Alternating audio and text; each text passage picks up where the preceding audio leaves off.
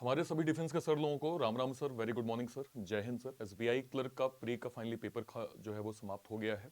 हमने मेंस पे एक डिटेल स्ट्रेटेजी वीडियो किया था जहां पे सभी तरह के स्टूडेंट्स के लिए मैंने एक स्ट्रेटेजिक वीडियो बताया था कि क्या क्या एक तैयारी इंपॉर्टेंट हो सकती है और क्या क्या चीजें आपको इंपॉर्टेंट ध्यान में रखनी है जो स्पेशली रीजनिंग में आपके काम आएगी और ओवरऑल प्रिपरेशन में भी आपकी हेल्प करेगा। आज हमारे जो भी ईएसएम कैटेगरी में, जो भी डीईएसएम कैटेगरी में सर लोग हैं, उनका एक मोस्ट जो है वो एक्सपेक्टेड नंबर टारगेटेड क्या हो सकता है एसबीआई क्लर्क के रिगार्डिंग, और क्या ऐसी स्ट्रेटेजी जो आपको एसबीआई क्लर्क के रिगार्डिंग अभी से ध्यान रखनी है जो आपकी प्रिपरेशन में हेल्पफुल होगा, उस पर हम लोग बात करेंगे। सबसे पहले मेरे जो है वो सभी सर लोगों से रिक्वेस्ट है, अगर आप इस चैनल पे पहली बार आए हैं, इस वीडियो को पहली बार देख रहे हैं, मेक श्योर करें आप सभी लोग चैनल को सब्सक्राइब जरूर कर लीजिए, क्योंकि यहाँ पे न केवल आपको इंपॉर्टेंट इंफॉर्मेशन मिलती है रीजनिंग के रिगार्डिंग, प्री से मेंस तक का हाई लेवल कंटेंट का वन स्टॉप सॉल्यूशन आपका ये चैनल है। मेक श्योर करें सभी सर लोग चैनल को सब्सक्राइब जो है वो जरूर कर लें। ठीक है, चलिए स्टार्ट करते हैं सेशन को। सबसे पहले बात करते हैं सर, इस बार टोटल जो एसबीआई क्लर्क के अंदर वैकेंसीज है ईएसएम कैटेगरी के अंदर और डीएसएम कैटेगरी के अंदर, ये वैकेंसीज आपके सामने है सर।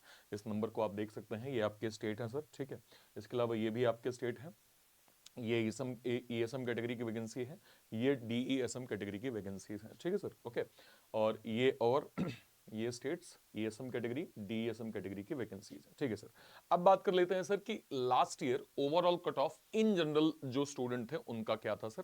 तो 2024 के अंदर अगर आप कट ऑफ के नंबर देखिए सर, तो 74 76, मैं सर जनरल को देख रहा हूं सर, आप बाकी कैटेगरीज को देख सकते हैं। तो 74 जो है वो 76 70 78 80 76 80 देन 79 जो है वो 80 86 75, पर्टिकुलर कुछ स्टेट होते हैं सर जहां पे वैकेंसीज कम होती है, तो वहां पे जो है वो कट ऑफ के नंबर जो है वो हमें ज्यादा देखने को मिलते हैं, पर ऐसा हर एक स्टेट पे नहीं होता सर। अगर आप इन जनरल देखें तो नॉर्मल भी इन जनरल जो क्या कहते हैं लगभग कट ऑफ होते हैं एक जैसे होते हैं। दो तीन स्टेट ना कहिए, उसमें कुछ फैक्टर होते हैं, एक तो वैकेंसीज का फैक्टर होता है, ठीक है, और कंपटीशन होता है जिसमें सर हमें जो है वो कट ऑफ के नंबर ज्यादा देखने को मिलते हैं। तो ये हो गया सर कुछ स्टेट। ये फिर ये वाले स्टेट देखिए, 80 है ना, 80 77 देन 80 है ना, 81 जो है वो 85 देन 84 काइंड ऑफ, ये आपका जो है वो डेटा। आप सर देखिए 2000 जो है वो 25 में ईएसएम कैटेगरी और डीईएसएम कैटेगरी का सर जो कट ऑफ था वो क्या था। देखिए अगर आप फाइनल यहाँ पे कट ऑफ देखें स्टेट वाइज सर, तो लगभग लगभग आपको सभी नंबर यहाँ पे 60 के अराउंड दिख रहे हैं सर। जो भी आपका स्टेट है सर, ये ईएसएम कैटेगरी का मैं कट ऑफ बता रहा हूं सर, नियर अराउंड सर 60 के अराउंड कट ऑफ आपको सारे के सारे यहाँ पे दिख रहे हैं सर। जो है वो एक आध दो स्टेट जिसमें कुछ फैक्टर थे, जैसे आंध्र प्रदेश सर जो है वो 70 गया था, यहाँ पे चंडीगढ़ जो है वो 73 गया था, ये 67 गया था। हरियाणा तो सर हम देखते हैं कि चाहे कोई भी एग्जाम हो सर, इसमें हरियाणा के कट ऑफ के नंबर औरों से थोड़ा अलग ही होते हैं सर, ये मैंने आईबीपीएस क्लर्क वाले वीडियो में आपको बताया था। तो ये सर ईएसएम कैटेगरी का सर लगभग जो आप कट ऑफ देख रहे हैं वो 60 है।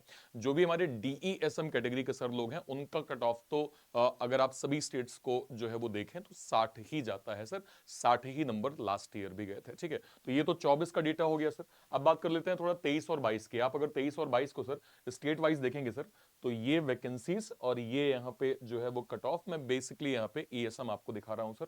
आप अगर देखें एक आध स्टेट्स को अगर आप छोड़ दीजिए, तो लगभग लगभग आपको नंबर जो है वो 60 से कम ही दिख रहे हैं 22 में। और अगर आप 23 की बात करें तो लगभग लगभग सारे स्टेट्स में सर 60 के अराउंड ही आपको कट ऑफ के नंबर यहाँ पे दिख रहे हैं सर। यहाँ पे आप देखिए लगभग लगभग आपको 60 के अराउंड ही सर 2023 के अंदर जो भी ईएसएम कैटेगरी का कट ऑफ था वो आपको यहाँ पे दिख रहा होगा। तो आपका सवाल है सर कि 2000 जो है वो 25 में आपके एसबीआई क्लर्क मेंस के regarding as a ESM as a DESM, अगर हम तथ्यों को देखें, डेटा को देखें सर, तो क्या टारगेट हो सकता है जो कि आपको एक सेफ जोन में लेके जाएगा सर। तो अगर मैं यहाँ पे इन जनरल कहूं तो ये 60 का टारगेट आपको लेके चलना है सर। 60 का टारगेट एक सेफ जोन होगा। ठीक है, इसमें भी जो है वो एक आध state in terms of vacancy जिसमें वैकेंसीज कम है, अर्लियर ट्रेंड में भी आपने देखे हैं कि उनके कट ऑफ के नंबर थोड़ा डिफरेंट हुए हैं, तो वहां पे आप थोड़ा सा एक बार गो थ्रू कर सकते हैं। रेस्ट लगभग जितने स्टेट्स हैं सभी के लिए आपका 60 का टारगेट यहां पे बन जाएगा। अब देखिए सर 60 का टारगेट दिक्कत नहीं है, क्योंकि आप समझें इन जनरल जहां पे बाकी स्टूडेंट्स के नॉर्मल जो अटेम्प्ट्स हैं सर, नॉर्मल अटेम्प्ट्स, अगर मैं कट ऑफ के नंबर की बात करूं तो 80 जा रहा है, 85 जा रहा है, 86 जा रहा है, उतना नंबर आपको टारगेट नहीं करना है, उससे 20-25 नंबर कम ही जाना है। अभी मैं आपको जो है वो अटेम्प्ट के नंबर दिखाऊंगा, तो आप अगर सही स्ट्रेटेजी बनाएंगे ना सर, तो आप 60 के नंबर को अचीव कर सकते हैं। अब देखिए होता क्या है, गलती क्या होती है, मैं आपको ये बता देता हूं। हमारे जो डिफेंस के सर लोग हैं बेसिकली इंग्लिश सेक्शन को कोशिश करते हैं अवॉइड करने की। ये मानते हैं सर, आप एग्री करते होंगे सर, है ना? क्योंकि कई मतलब थोड़ा चैलेंज भी होता है इंग्लिश में, और हमें जो है वो सर लोगों को लगता है कि सर हम ना जी को जो है वो ज्यादा फोकस कर लेंगे, इंग्लिश को जो है वो कम आंक लेंगे तो हमारा काम बन जाएगा। अभी सर 3-4 दिन पहले मैंने आईबीपीएस क्लर्क का एक डिटेल वीडियो किया था, आपने उसमें देखा होगा। मैंने आपको सेक्शनल कट ऑफ बताया था लास्ट ईयर का, जिसमें इंग्लिश का कट ऑफ 13 गया था सर, बाकी सभी का कट ऑफ कहीं 5 था, कहीं 6 था, कहीं 7 था। तो मेरी आपसे रिक्वेस्ट है सर, इंग्लिश को हल्के में मत लीजिए। आपके सामने दोनों बड़े एग्जाम्स है सर, दोनों एग्जाम आसपास की डेट पे ही है सर। आपको जहां आईबीपीएस क्लर्क के अंदर जो है वो इंग्लिश को पढ़ना है, तो आप एसबीआई क्लर्क के अंदर उसको सर साइड मत करिए। वो आपके लिए एक डिसेंट नंबर दे देगा सर। और अगर आप देखिए टोटल 60 नंबर का पेपर है, 4 सब्जेक्ट है आपके सामने सर, आपको बिल्कुल टॉप नहीं करना है सर। आप समझिए कि अगर किसी मान लीजिए पर्टिकुलर सब्जेक्ट का आपको टोटल जो है वो नंबर यहाँ 50 दिया गया है कि यहाँ भी 50 मार्क्स जो है मैक्सिमम है, आपको 50 पूरे नहीं करने, आप कर भी नहीं सकते। और अगर आप पीछे जाएंगे तो आप अपने दिमाग को फ्रस्ट्रेट कर लेंगे। तो आपको क्या करना है सर, आपको बेसिकली टारगेट लेना है कि अगर 60 है ना, तो मेरे 15-17 नंबर अगर डिसेंट एक्यूरेसी के साथ बन जाएंगे ना सर, तो कहीं ना कहीं मैं सारे सब्जेक्ट को समावेश करके एक डिसेंट नंबर में बना सकता हूं। अब यहाँ पे ये भी हो सकता है, जहां मैं आपसे कह रहा हूं कि आप 15-16 जो है वो सब्जेक्ट वाइज निकाल लीजिए, हो सकता है सर आपके रीजनिंग में ही 22 आ जाए, और कोई बड़ी बात नहीं आती, अभी मैं आपको लाइव जो है वो डेटा दिखाऊंगा सर। तो पॉइंट ये है सर कि आपकी अभी से एक सिलेक्टिव अप्रोच क्या होगी कि हाँ भाई 60 नंबर का पेपर है, ठीक है, और मेरा ना 15-17 नंबर एक डिसेंट एक्यूरेसी आपकी बहुत इंपॉर्टेंट, ध्यान रखिएगा, एक्यूरेसी पे आपको फोकस करना है, इसके बिना काम नहीं बनेगा सर। तो अगर एक्यूरेसी के साथ आपके जो है वो सब्जेक्ट वाइज अगर आपके मार्क्स डिस्ट्रीब्यूट हो जाएंगे, तो आप सही तरीके से सर जो है वो एसबीआई क्लर्क का मेंस का एग्जाम जो है वो क्वालिफाई कर सकते हैं। अब देखिए सर, मैं आपको थोड़ा डेटा दिखा देता हूं। 2024 का पेपर है सर, मॉडरेट टू डिफिकल्ट, ठीक है, मेंस का पेपर है, इजी वर्ड तो हो ही नहीं सकता, होना भी नहीं चाहिए, क्योंकि पेपर जो है वो मॉडरेट टू डिफिकल्ट ही आता है। अब इसमें अगर मैं थोड़ा सा सर ये दिखाऊं कि अच्छा इसमें ये नहीं दिया है क्या कि कितना इसमें जो है वो स्कोर बन रहा है, सेफ अटेम्प्ट कितने बन रहे हैं। जैसे आप यहाँ पे देखिए सर, इस वाले के safe attempt sir near around 107 110 के करीब बन रहा है। मैं आपसे नहीं कह रहा हूं सर आपको 107 निकालना है, 107 आपको नहीं करने हैं सर, इससे काफी कम आपको स्कोर करना है, लेकिन आपकी एक्यूरेसी अच्छी खासी होनी चाहिए। जरा देखिए पेपर को, रीजनिंग में एक डिसेंट नंबर में बच्चे ने 23-24 स्कोर किया है, कह रहे हैं कि हाँ सर इतना तो बन रहा है। देन क्वांट की बात करें, अगेन जो है वो 23-26 के करीब स्कोर बन रहा है। इंग्लिश में बच्चा 28-30 कर रहा है सर, और लगभग 20 के करीब जीए कर रहा है। आप इसको बिल्कुल अपने लिए थोड़ा कम कर लीजिए सर। मैं फिर कह रहा हूं, हमारी एक्यूरेसी अच्छी होनी चाहिए, लेकिन अप्रोच हमारी सिलेक्टिव होनी चाहिए। अब सर बात करते हैं, थोड़ा पेपर को मैं दिखाता हूं ताकि आपका कॉन्सेप्ट क्लियर हो। अब ये सर मेरे सामने पेपर है, 4 मार्च का एसबीआई क्लर्क मेंस का पेपर है। अब मैं देख लेता हूं मैं इसमें क्या क्या अप्रोच कर सकता हूं जो मेरी जो है वो एक्यूरेसी को बेहतर करेगा। चलिए पहले मैं पजल को साइड कर देता हूं, ठीक है। मैं अगर आया सर मशीन इनपुट, देखिए मशीन इनपुट बेसिकली 4 टाइप के होते हैं सर। मैं हमेशा कोर्स की क्लास लेता हूं, जब पेड क्लास लेता हूं तो उसमें मैं इन चारों टाइप के डिटेल क्वेश्चंस भी करवाता हूं, प्रैक्टिस सेशन भी देता हूं मैं आपको, और मैं ये कहीं ना कहीं एक एक्यूरेसी के साथ इस चीज को कहता हूं कि अगर आपने इन चारों टाइप के पैटर्न का जो मैंने कंटेंट दिया है, इसको अगर आप रिवाइज भी कर लेंगे अच्छे से, और एग्जाम से पहले 1-2 बार आप पीडीएफ को अगर आप अच्छे से रिवाइज कर लेंगे, तो आप कॉन्फिडेंट होके जो है वो मशीन इनपुट के पेपर को, मशीन इनपुट के क्वेश्चन को आप लॉजिक वाइज डिकोड कर सकते हैं, और आप 5 नंबर पके पकाए निकाल सकते हैं। तो ये जो ऐसा एक एक जो लॉजिक भी था सर, ये भी डिकोड हो जा रहा था, बच्चों ने आराम से इसको कर लिया था सर, 5 नंबर ये बन गए। अल्फा न्यूमेरिक सीरीज, ऐसा कोई मेंस का सेशन नहीं होता सर जहां मैं अल्फा न्यूमेरिक सीरीज का वीडियो ना, मतलब वो क्या कहते हैं, क्वेश्चन ना दूं, और मैं आपको बताता हूं कि हाँ सर टाइम टेकिंग पैटर्न है, लेकिन एक्यूरेट नंबर आपको मिलते हैं सर, क्योंकि आपको पता है कैसे अप्रोच करनी है, डिसेंट अप्रोच यहाँ पे आप यहाँ पे निकाल लेंगे। स्टेप बेस्ड क्वेश्चन लगभग हर एक मेंस के पेपर जो यूट्यूब में करवाता हूँ जरूर करवाता हूँ सर। और कोर्स की क्लास में ना केवल मैं आपको लाइव क्लास में 20-25 क्वेश्चन प्रैक्टिस हम लोग करते हैं, साथ में मैं एडिशनल जो है वो कम से कम 50 क्वेश्चन प्रैक्टिस करने के लिए देता हूं, ताकि आपके दिमाग में ये कंटेंट छप जाए, ठीक है सर। उसके बाद कंडीशनल जो है वो कोडिंग बिल्कुल बन जाएगी। ब्लड रिलेशन एक क्वेश्चन, कोडेड डायरेक्शन आराम से है, न्यू पैटर्न कोडिंग बिल्कुल लॉजिक आपने डिकोड कर लिया। जो लॉजिकल रीजनिंग 8 क्वेश्चन है, मैं नहीं कहता आपसे 8 के 8 सारे सही हो गए सर। अगर आपने 2-3 भी बना लिए, simple statement and argument based है, स्टेटमेंट एंड जो है वो अजम्पशन बेस्ड है, statement and course of action based है। अगर आप इस पैटर्न को सॉल्व कर लेंगे, बेटर वे में आप इसकी अप्रोच जो है वो कर पाएंगे। अब देखिए 5 4 9 2 11 13 14 18 21 21 2 23, 23 नंबर तो आपके यहां से बन गए सर। मैं कह रहा हूं 23 में भी आपके गलत हो गए, 23 में भी आपके 4-5 नंबर गलत हो गए, तो भी आप सर 16-17 नंबर जो है वो डिसेंट बना सकते हैं। अभी मैंने जो है वो पजल को टच नहीं किया, चाहिए देखते हैं कौन सी पजल आपसे बन सकती है। 7 लोगों की ये डेजिग्नेशन पजल आई थी जिसमें हाइटेड कंडीशन थी बिल्कुल सर, मैं कहूंगा ये लेवल अप नहीं है सर, एकदम लेवल अप नहीं है सर। मेंस के हिसाब से बहुत डिसेंट क्वेश्चन है और आप समय लगा के इसको बना सकते थे सर। मैंने जब ये ओवरऑल बच्चे से पूछा तो उसने क्लियर कहा कि हाँ सर डेजिग्नेशन दिया है सर, रैंकिंग आपको समझ में आ रही है कि उससे बड़ा है उससे छोटा है, ये उस पद पे उससे बड़ा है सर, तो इन टर्म्स ऑफ रैंकिंग आप साइड बाई साइड इसको जो है वो डिजाइन कर सकते थे। 1 नंबर का केवल ईयर बेस्ड पजल, इसका मतलब क्या है सर, सिंपल 7 लोग 8 लोग दिए हैं, 2021 बेस ईयर दे दिया और 1 नंबर का सवाल पूछ लिया, आराम से आप इसको बना सकते थे। ऊपर की 3 पजल क्या हो सकती है, बॉक्स बेस्ड विथ वेरिएबल। देखिए 10 बॉक्स हैं, मैं इसमें ज्यादा नहीं, क्योंकि केवल 2 वेरिएबल दिया है और कुछ एक्स्ट्रा नहीं घुमाया है सर, जो है वो टाइम टेकिंग है, समय लग सकता है। ये वैकेंट वाले में लॉजिकल स्टेटमेंट काफी आएंगे, लॉजिकल स्टेटमेंट काफी होंगे, जहां पे आपको ये फाइंड आउट करना है कि अगर there is a 3% between A and B, तो वो ए और बी के बीच में 3% है, तो क्या 3 ही सीट होगी कि 4 सीट होगी कि 5 सीट होगी, जिसमें 2 खाली 3 भरे। तो यहां पे आपको लॉजिकल स्टेटमेंट मिल सकता है। हो सकता है सेकंड वाली पजल आपसे ना बने, लेकिन थर्ड वाली पजल देखिए, month based puzzle sir, plus fruit और फ्लावर की कंडीशन थी। मैं नहीं समझता हूं कि सर ये क्या कहते हैं, अगर आप एक्यूरेट जो है वो तरीके से करेंगे तो आपके लिए ये दिक्कत होगी। फिर भी मैंने पजल को अगर सब कुछ साइड कर दिया, फिर भी पजल को मैंने साइड कर दिया, तो भी आपके 23-24 नंबर बन रहे हैं। इसमें भी अगर आपके कुछ क्वेश्चन गलत हो गए सर, तो 16-17 नंबर अगर आप एक्यूरेसी के साथ बनाते हैं सर सब्जेक्ट वाइज, तो आपका स्कोर अच्छा हो जाएगा। और मान लीजिए अगर आपका यहां पे नंबर 23 से बढ़े जाते हैं कि हाँ भाई आपने एक आध पजल बना लिया, 25-26 नंबर हो गए, उसमें आपके मान लीजिए जो है वो 2-4 गलत हो गए, फिर भी अगर आप 20-22 नंबर निकाल रहे हैं और एक आध सब्जेक्ट में आपका थोड़ा कम भी हो गया, तो भी आप उसको मैनेज कर सकते हैं सर। ये स्ट्रेटेजी आपके दिमाग में फिट होनी चाहिए। मैं आपसे ये कह रहा हूं कि ये स्ट्रेटेजी आपके दिमाग में, आपको पता हो कि ये जो क्वेश्चन कर रहे हैं ना, ये क्वेश्चन कितना आपके लिए जरूरी है, कितने क्वेश्चन आपने बना लिए और अगले सेक्शन में आप इसको बनाएंगे कैसे। जब ये स्ट्रेटेजी आपने एक बार लिख लिया, रिवाइज कर लिया, समझ लिया कि स्ट्रेटेजी को मैं फॉलो करूंगा और इसको मैं मॉक में इंप्लीमेंट करूंगा ना सर, तो आप क्यों अपने आप जो है वो चीजें दिखना स्टार्ट हो जाती हैं और आप सही डायरेक्शन में करना स्टार्ट कर देते हैं। ठीक है सर, अगला देख लीजिए।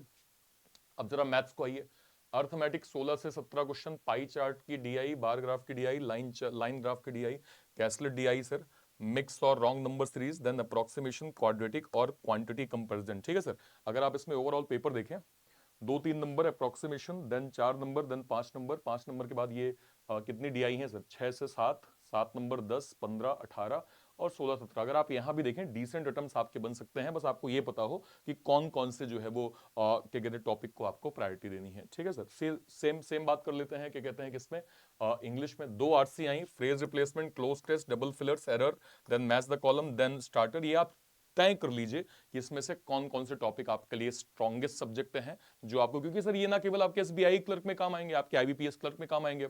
और आईबीपीएस क्लर्क का मैंने आपको डेटा दिखाया था सर कि लास्ट ईयर हमारे ईएसएम कैटेगरी में जो कट ऑफ गया था इंग्लिश का, वो नियर अराउंड 13 गया था। तो सर मैं भी आपको जो टारगेट दे रहा हूं वो 15-16 का ही दे रहा हूं एसबीआई क्लर्क के रिगार्डिंग।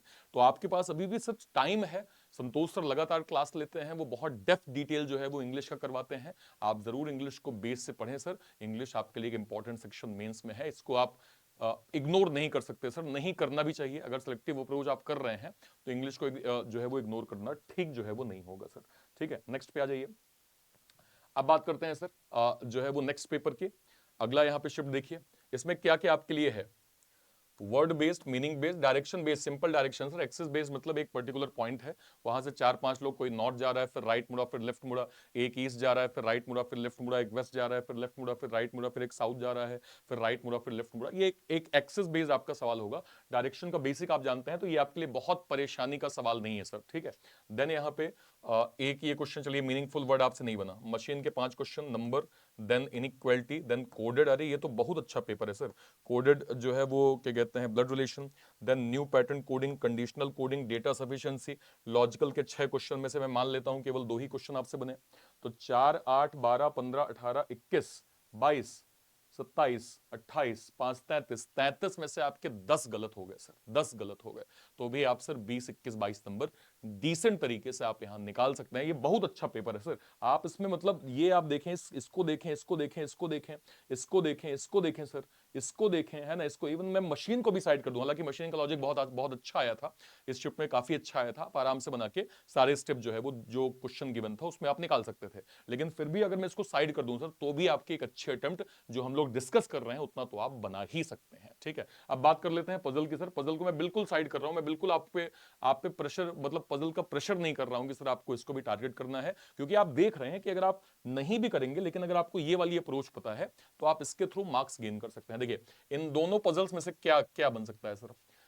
फ्लोर बेस्ड पजल चलो वैकेंट है, वैकेंट में थोड़ा स्टेटमेंट लॉजिकल होते हैं, चलो मान लेते हैं। लेकिन सर इसमें देखिए blood based linear sitting arrangement जिसमें 8 लोग हैं, मैंने हमेशा बताया सर किसी भी तरह का ब्लड बेस्ड पैटर्न हो, चाहे वो सर्कल में आए, स्क्वायर में आए, फ्लोर पे आए, बॉक्स में आए, लीनियर में आए, रेक्टेंगुलर में आए, हमेशा आप ब्लड का डायग्राम बनाइए, आंसर आप निकाल सकते थे। सेम तरह का स्टेटमेंट था, कुछ भी ज्यादा ऐसा नहीं था जो बहुत बहुत मॉडरेट लॉजिकल स्टेटमेंट हो। सर आपने ब्लड का डायग्राम बना लिया, उसके बिहाफ में आपने समझ लिया कि हाँ ये इसकी मम्मी है, ये इसके पिताजी हैं, ये इसके सास हैं, और अकॉर्डिंगली आपने लीनियर में बना लिया। टाइम टेकिंग है, मेंस है, आप स्पीड को फोकस नहीं कर सकते बहुत ज्यादा, स्पीड हालांकि इंपॉर्टेंट है लेकिन एक्यूरेसी ज्यादा मैटर करती है। तो ये सवाल भी आपसे बन सकता था, बट अगर आप इसको साइड भी करेंगे तो भी एक जो हम लोग डिस्कस कर रहे हैं नंबर, उतना तो आप यहां पे गेन कर सकते हैं सर। ठीक है, ओके, अगले पे आ जाइए। ये आपका मैथ्स का पेपर, अर्थमेटिक 16 क्वेश्चन है sir. Pie chart, bar graph, tabular DI, caselet DI, missing wrong number series, quantity comparison, data sufficiency, quadratic equation. अच्छा पेपर है सर। यहाँ भी आपका जो एक जो डिस्कस्ड जो है वो नंबर हम लोग डिस्कस कर रहे हैं वो आप यहाँ पे बना सकते थे सर। इंग्लिश पे आ जाइए। 2 RC, sentence arrangement, cloze test, word swap, error, word uses, word rearrangement, theme detection.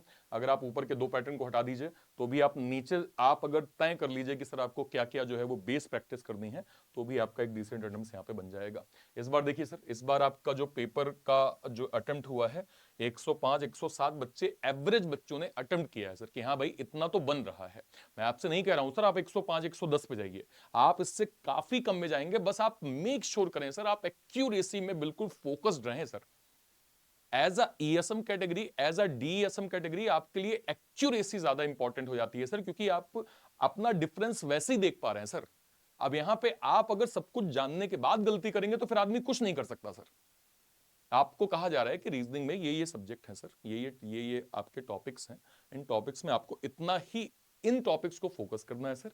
इसकी एक्यूरेसी आप बना लीजिए सर, जो भी आपको नंबर मिल रहा है ना सर, जितना टाइम आपको मिल रहा है उसमें आप इसको कर सकते हैं। देखिए बच्चों ने कितना किया है सर, इतना हमें नहीं जाना है ना। हालांकि हमारे डीएसएम कैटेगरी, ईएसएम कैटेगरी के भी सर लोग इसके आसपास अटेम्प्ट करते हैं सर। एसबीआई क्लर्क में अभी दिल्ली में एक हमारे सर पोस्टेड हैं सर, उनके जनरल कैटेगरी से अच्छे अटेम्प्ट गए थे। ठीक है, मतलब एक मेहनत एक नेक्स्ट लेवल की किया उन्होंने, लेकिन मैं फिर भी कह रहा हूं कि अगर आप उनको साइड कर दीजिए और अगर आप एक नॉर्मल नंबर मुझसे पूछे कि हाँ सर सही स्ट्रेटेजी क्या होगी, तो सही स्ट्रेटेजी से आप गेन कर सकते हैं सर डिसेंट नंबर। ठीक है सर, ओके, आगे बढ़ते हैं। अब इसमें जरा पेपर है, ठीक है, तो मैंने आपको कट ऑफ के नंबर तो ऑलरेडी बता दिए थे सर।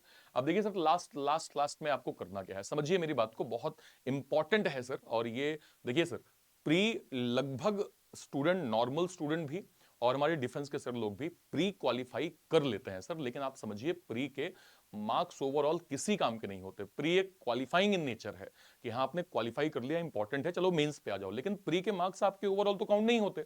असली गेम तो मेंस का है सर। तो मेंस में आपको प्री से ज्यादा फोकस करना है।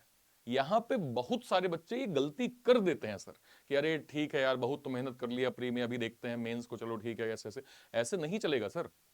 आप समझिए कि अगर आपके पास अभी 1-1.5 महीने है सर, तो वो 1.5 महीने की जो मेहनत है ना सर, उसको ऐसे लगा दीजिए सर कि आपके लिए अगले 40 साल बेहतर हो जाए। आप समझिए कि आपके लिए अगला 1 महीना कितना इंपॉर्टेंट है।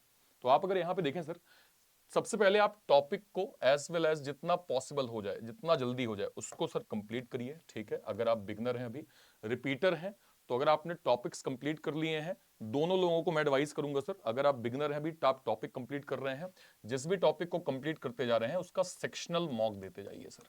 सेक्शनल मॉक आपके पास जो भी कोई ना कोई एक मॉक तो होगा ही सर। अब आप पूछेंगे मॉक मॉक कौन सा अच्छा है, सारे मॉक अच्छे हैं सर। अगर आप कोई भी मॉक एक लिए हैं, इसका मतलब किसी ने तो आपको रिकमेंड किया होगा। तो मार्केट में अगर उस मॉक का नाम है ना सर, मतलब उसकी वैल्यू है। तो आप कभी भी डिफरेंशिएट मत करिए कि अच्छा ये वाला मॉक ज्यादा अच्छा ही है। जो आपके पास मॉक है सर वो अच्छा मॉक है, खराब मॉक नहीं है सर। हर एक मॉक में एक सेक्शनल मॉक का ऑप्शन होता है सर। तो रिपीटर और बिगिनर मैं दोनों कहूंगा कि आप सबसे पहले टॉपिक अगर आपका कंप्लीट है तो सभी टॉपिक देखिए, सेक्शनल मॉक आप खत्म कर लीजिए, 10-10 मिनट का होता है सर, 12-12 मिनट का होता है, 10 क्वेश्चन 15 क्वेश्चन होते हैं। इसको आप सबसे पहले खत्म कर लीजिए टॉपिक वाइज, ठीक है। जब आपका टॉपिक कंप्लीट हो जाए सर, ऑल्टरनेट डेज पे आपको एक कंप्लीट मॉक देके उसको एनालिसिस करना है, कंप्लीट मॉक देकर। अभी आगे हम लोग बात करेंगे। जीए आपके लिए इंपॉर्टेंट है सर, जीए को बिल्कुल टारगेट करिए सर, क्योंकि वन लाइनर सवाल है, दिमाग में क्लिक किया इंस्टेंट आपका आंसर बन गया, नहीं क्लिक किया तो गड़बड़ हो जाएगी, ठीक है। आपको ये अंडरस्टैंड करना पड़ेगा सर कि क्वांट और रीजनिंग एक स्कोरिंग टॉपिक्स हैं सर, स्कोर आप इसमें बना सकते हैं, बस आपकी स्ट्रेटेजी सही हो, आप अच्छे नंबर क्वांट और रीजनिंग में गेन कर सकते हैं सर। ये आपको समझना पड़ेगा, चाहे प्रैक्टिस करके क्लास करके आप जो भी करें, आपको प्रैक्टिस करना पड़ेगा सर, ठीक है। उसके बाद आपका टाइम टेबल बहुत स्ट्रिक्ट होना चाहिए, बिल्कुल मुझे बताने की आवश्यकता नहीं सर, अगले 1 महीने का टाइम आपके लिए, अगर इस बीआई की तैयारी में आपको काइंड ऑफ अब 60 साल तो मैं जीवन भर ही बोलूंगा सर इस वर्ड को, कि जीवन भर अगर आपको स्टेबिलिटी दे रहे हैं तो आपको अगले 30 दिन को सर डेडिकेट करना होगा एसबीआई मेंस की स्टडी में सर, ठीक है सर। Okay okay.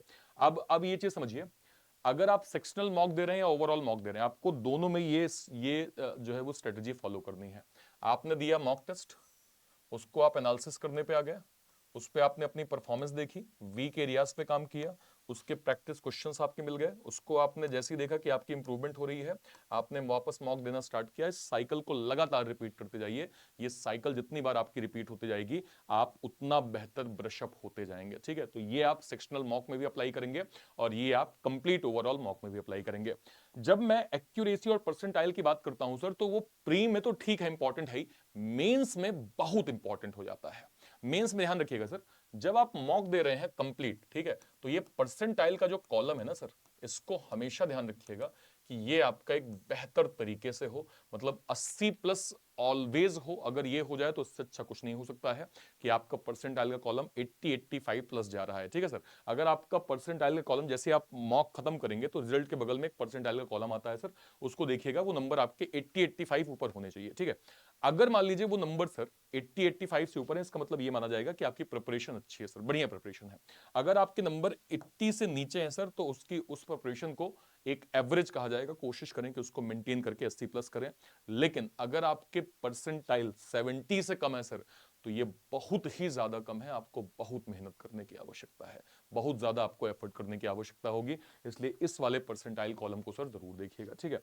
अब हमारे जो है वो डिफेंस के सर लोगों का ये सवाल होता है कि सर प्रिपरेशन हम कैसे करें। देखिए, मैं आपको बहुत बहुत क्लियर एडवाइस करूं सर, आप बहुत सीनियर हैं मुझसे सर और आप सब कुछ जानते हैं सर। देखिए, सिस्टमैटिक स्टडी आपके लिए काफी हेल्पफुल होगी सर, और जब हमारे पास समय कम हो सर, तो हमें अपना दिमाग ना लगाते हुए सिस्टमैटिक स्टडी में ज्यादा फोकस करना चाहिए। अब आप सोचें कि आप खुद से कर लेंगे सर, तो आपको ये पता ही नहीं है कि क्या कवर करना है, क्या नहीं कवर करना है, कहां से कवर करना है, कंटेंट कहां मिलेगा, प्रैक्टिस कहां मिलेगा, टॉपिक वाइज क्वेश्चन कहां मिलेंगे, कोई भी गाइडेंस मेंटरशिप नहीं होती है, जो जो कि आपके लिए एट द एंड थोड़ा सा दिमाग में प्रेशर का काम करता है। लेकिन अगर आप वही चीज ये देखें कि आपको जो है वो सिलेबस कवरेज मिल रहा है, स्ट्रक्चर स्टडी प्लान मिल रहा है, कंसिस्टेंसी के साथ लाइव और रिकॉर्डेड क्लास मिल रही है, आपको प्रैक्टिस और रिवीजन मिल रहा है, स्टडी नोट्स और क्विजेज मिल रहे हैं, गाइडेंस और मेंटरशिप मिल रही है, सब कुछ अगर आपको मिल रहा है, तो आप भी ये जानते हैं कि आपको कहीं ना कहीं ये जो है वो सक्सेस अचीव करने में आपकी काफी मदद करता है। इसी को ध्यान रखते हुए सर, हमने डेडिकेट किया है शौर्य एसबीआई क्लर्क मेंस का बैच सर। ये डेडिकेटेड है, शौर्य एसबीआई क्लर्क मेंस का बैच जो है वो एसबीआई क्लर्क की प्रिपरेशन के लिए डेडिकेटेड है। यहाँ पे हमने सभी सब्जेक्ट को सिस्टमैटिक वे में, चाहे मैथ हो, रीजनिंग हो, इंग्लिश हो और जीए हो सर, सिस्टमैटिक वे में हमने कंप्लीट इस बैच को मेंस के लिए टारगेट किया है। और हम यहाँ पे कह सकते हैं कि जो डिसिप्लिन के साथ, अनुशासन के साथ इस बैच को पढ़ रहे हैं, content practice, revision, content, study material लगभग हम आपको दे देते हैं, जहां पे आप अगर प्रॉपर अनुशासित हैं सर, आपको इससे बेटर ऑप्शन नहीं मिल सकता सर। इस बैच को आप जरूर अवेल करें। इसके अलावा और मैं क्या कहते बता देता हूं, जो लोग केवल ये कहते हैं कि सर हमें ना केवल रीजनिंग का बैच पढ़ना है सर, हमें सर केवल आपसे जो है वो रीजनिंग पढ़नी है, उसके लिए सर मेरा ये कंप्लीट सब्सक्रिप्शन होगा, जहां पे आप देख सकते हैं नीव फाउंडेशन, लक्ष्य मेंस टॉपिक वाइज, देन जुनून का एसबीआई क्लर्क मेंस, उड़ान का आईबीपीएस क्लर्क मेंस, ग्रामीण बैंकर्स बाबू का आरआरबी और आरबी क्लर्क मेंस, ये सारे के सारे बड़े बैचेस सर मेरे जो है वो सिंगल सब्सक्रिप्शन में आपको यहाँ पे प्रॉपर जो है वो मिल जाएगा। इसके अलावा सर, इसके अलावा हमने एक्स सर्विसमैन डेडिकेटेड, जो भी हमारे सर लोग आरआरबी क्लर्क को टारगेट कर रहे हैं, आरआरबी क्लर्क 2020 जो है वो 5 एग्जाम को टारगेट कर रहे हैं, उनके लिए हमने एक्स सर्विसमैन 2.0 का बैच लॉन्च किया है जो कि डेडिकेट है सर आरआरबी क्लर्क एग्जाम के लिए। प्री और मेंस की डिटेल स्टडी आपकी इस बैच से जो है वो प्रॉपर हो जाएगी सर। इसके अलावा हमने उड़ान का आईबीपीएस क्लर्क मेंस का बैच लॉन्च किया है, जो कि जिनका भी अभी आईबीपीएस क्लर्क का एग्जाम क्लियर हुआ है उनके लिए उड़ान का ये बैच हो जाएगा सर, ठीक है।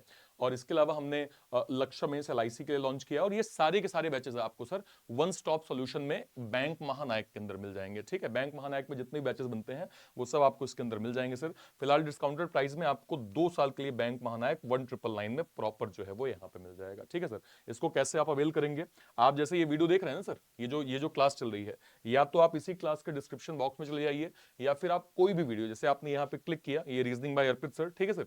अब जैसे आप लाइव पे गए तो लाइव में आपको सर, जैसे मान लीजिए आज ही सुबह मैंने सर आरआरबी पीओ क्लर्क की एक क्लास ली है, जैसे मान लीजिए आप इस पे क्लिक करेंगे, इसके डिस्क्रिप्शन बॉक्स में सर आपको सभी के सभी बैचेस की लिंक मिल जाएगी। देखिए सर, सबसे पहले यहाँ पे शौर्य जो है वो मेंस का batch, SBI clerk mains dedicated आपको बैच यहाँ पे शौर्य का मिल गया। यहाँ से आप एसबीआई क्लर्क मेंस के बैच को ले सकते हैं। जो लोग कहते हैं सर हमें केवल रीजनिंग का जो है वो कंटेंट पढ़ना है, वो रीजनिंग के बैच को यहाँ से अवेल कर सकते हैं सर। जो लोग ये कहते हैं कि सर मुझे ना केवल आईबीपीएस क्लर्क की जो है मेंस की स्टडी करनी है, वो आप यहाँ से कर सकते हैं सर। जो लोग ये कहते हैं कि सर मुझे ना एक्स सर्विसमैन बैच जो है वो बैच चाहिए, एक्स सर्विसमैन डेडिकेटेड 2.0 बैच आपको यहाँ मिल जाएगा सर।